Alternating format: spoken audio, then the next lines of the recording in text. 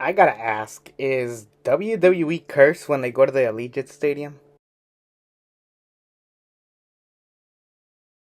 SummerSlam 2021, the comeback of crowds and big stadiums. This was actually the first SummerSlam to take place in a giant stadium like this since Wembley, I want to say.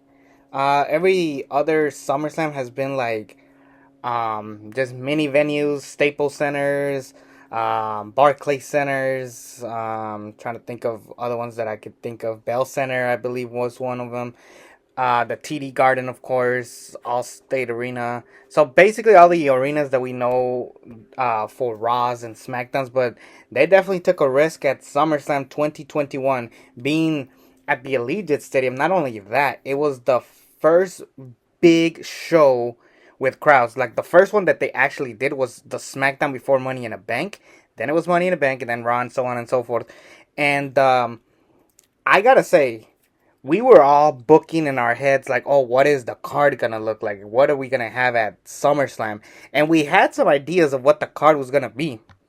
And it seems like that was always the case with the Allegiant Stadium shows. Even WrestleMania's 41 and 42, we kind of pictured the card of what it was gonna look like. The problem was the payoff. It just like it just is filled with celebrities and dumb booking decisions. It was just really, really bad. This show was probably one of the better ones of the ones to take place at the Allegiant Stadium, but not by a lot. And there was just a lot of stupidity in this show. With 10 matches. I'm not counting Biggie and Corbin for the briefcase. But there was some stuff that I liked, but there was a lot of stuff that I'm just like, man, that was stupid. AJ Styles and Omos versus RK Bro, Randy Orton and Riddle, not Matt Riddle because they took his last name. Vince hated first names, for some reason. This was a good tag team, RK Bro. I hate Matt Riddle. I do not like him as a person, but I will admit this was a very entertaining run for Randy Orton and Matt Riddle. AJ Styles and Omos, it was essentially just AJ Styles doing all the workhorse stuff, and then Omos just taking the big ending and like doing the big heavy moves. I hated just the fact that we never got the payoff to Randy and Riddle breaking up. And it seems like that was the case with Matt Riddle and tag teams. So, if you guys remember, he was part of the Broserweights with Pete Dunne. Then the pandemic happened and Pete Dunne couldn't travel to the States. Randy Orton and Matt Riddle, RK Bro, that never had a payoff because Randy Orton got injured and possibly had to retire. And then the final chance that they had was, if you guys remember, McRiddle, which was Drew McIntyre and Matt Riddle. They were supposed to form a tag team and it was going to lead to Drew McIntyre's eventual heel run. Matt Riddle then got released. So it's just like, this guy's just jinxed. Like, he just never makes it just because of, like, bad karma, bad luck. But to top it off, I just am not a big fan of the guy. He's just a douche. And this match was what you would expect out of this type of match. Just, like, really Randy Orton and Matt Riddle having solid mini matches with AJ Styles. Omos just being the big guy protecting him. Eventually, RK Bro win, and they are your new Raw Tag Team Champions. This was a great way to kick off this particular night because for a while this is the match of the night, believe it or not. Let's just take a look at the rest of the card. Alexa Bliss versus Eva Marie. This match made no sense to be here. It was essentially just, when was Doudrop gonna turn on Eva Marie? I just don't get why Eva Marie was a thing. She was horrible. She wasn't even that pretty. She comes off as a bitch. Alexa Bliss was entertaining. I wasn't digging the whole Sister Abigail-esque type of character, especially because Bray Wyatt had been released not that long before this, and it was kind of dumb on their part for them to release Bray Wyatt. And Alexa Bliss just wasn't working out, stealing somebody else's gimmick. It's why I kind of didn't like it, but the fans really loved her character. I will say that, and that is something good I could say about this. But this match is what you expect. Awful. They were fighting over a little doll, for God's sakes.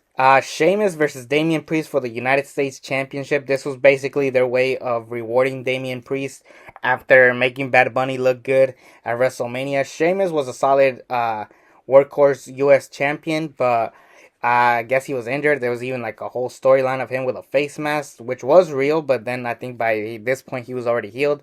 And Damian Priest got a good singles victory over Sheamus in a decent match. And unfortunately, Damian Priest just never worked out as the babyface U.S. champion. There is a side of me that kind of wants them to give it another shot. I know that he's doing great things in AAA, so let's see where that goes. I gotta say, yeah, I think Damian Priest, again, good worker, but his character just wasn't there yet. The Usos versus the Mysterios. They already won the tag team belts on the kickoff of Money in the Bank. I kind of wish that they won them on the actual show. But this match itself, it was alright. This wasn't the true start to the Usos being the greatest like tag team. They were slowly building up to the bloodline becoming the biggest thing in professional wrestling, at least in the 2020s. Again, decent match, but I don't really remember too much of this match. The Usos go on to have bigger and better runs throughout the next couple of years. Then what was supposed to be Bianca Belair versus Sasha Banks ended up not happening because I believe Sasha Banks didn't want to get vaccinated. It was like a whole thing. Then it was supposed to be Carmella, but then all of a sudden Becky Lynch comes in and turns heel because Seth Rollins was also a heel, so we have to turn the wife also a heel. It was her comeback. I kind of wish that Becky Lynch was part of the Raw Women's title match. Imagine if they did that instead. And then maybe work your way towards Becky Lynch turning like a heel, like, oh, you guys betrayed me. Similar to what they did with Daniel Bryan when he became champion in 2018. That's what really should have happened instead of just having this match where we were all excited for it, but it ends with Becky Lynch taking advantage and only having a 25-second match. It was a bit disappointing, and you knew that these girls can have a great workhorse match, and they just didn't get that until 38. I know they had one at Extreme Rules and Crown Jewel with Sasha Banks and stuff, but truly, I want to just, I don't know, I just wasn't too high on Becky Lynch as a heel right off the bat. I think they could have worked their way up to that instead of just automatically making her the heel. Around this point, people were predicting Drew McIntyre and Jinder Mahal are going to have a feud. Once Drew McIntyre became a top main event star, this was going to be Jinder Mahal's redemption. And damn it, this match is boring. I'm sorry. Like, people say don't hinder Jinder. Yeah, screw that. Jinder Mahal is an awful worker. He had a solid segment with The Rock that I attended live. But just stop. Like, I'm glad that they just realized Jinder Mahal is just no good.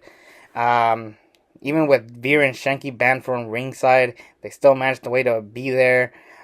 This was just dumb and lame, and this was just their way of saying, okay, Drew McIntyre's not in the WWE title picture, let's just have him do something.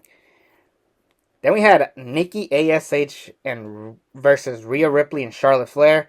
This was around the time, oh my god. So according to everybody, Nikki ASH was her idea, wasn't WWE Creative's idea, but why would they push her to the top like this? And to top it off, they try to make her a heel superhero. It was so stupid. This match really should have been Charlotte Flair walking in as champion, Rhea Ripley, and then Becky Lynch making her comeback. That's what the match should have been. And then, I don't know. I feel like somebody else should have won Money in the Bank. If anything, Alexa Bliss could have won Money in the Bank, cashed in on Bianca Belair. If they weren't gonna do Sasha and Belair, they could have figured out something else, and then eventually work our way to Becky and Bianca down the road. It was just such a sloppy time for the women's division. Like, the talent was there, but the builds for these were kind of dumb. And Charlotte Flair winning, it was just their way of saying, like, oh, we just want to catch up to the infamous record where Ric Flair and Charlotte Flair had the exact same amount of titles. Edge versus Seth Rollins. When Edge came out of retirement, this was like the top feud that people wanted after that segment where Seth Rollins almost curb stomps Edge on that episode of Raw in 2014 when it was like the end of the year, and it was up to Cena to bring back the Authority. Otherwise, he was gonna injure Edge for good, paralyzing him and shit.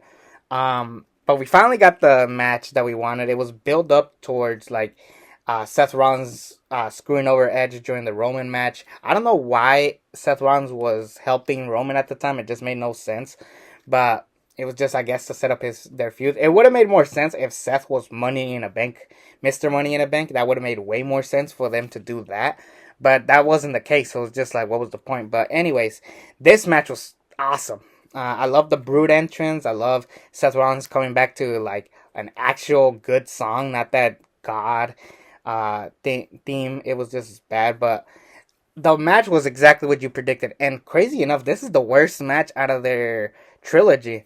They had a better match at MSG with Seth winning, and then that awesome Hell in a Cell.